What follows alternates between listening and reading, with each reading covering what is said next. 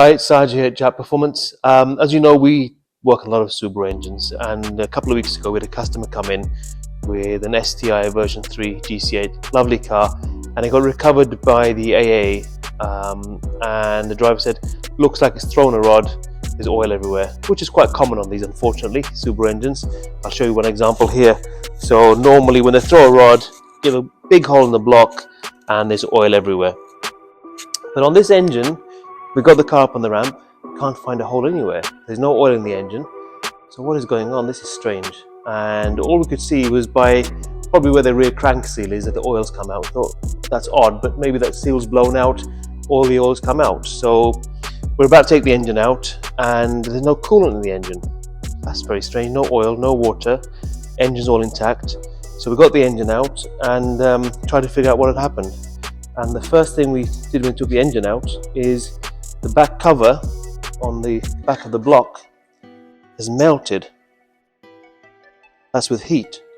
And what had happened, as that melted, it came away, all the oil came out of the engine. And on the front of the engine, one of the pulleys had actually spun. So one of the inlet pulleys had completely spun out and destroyed the belt. Luckily enough, the engine still had compression, which is really strange. So it was very lucky. We managed to turn the engine's got compression. We took the sump off, no bearing material. And then we realized the heat caused so many problems. If I show you around this side, this engine would have got red hot.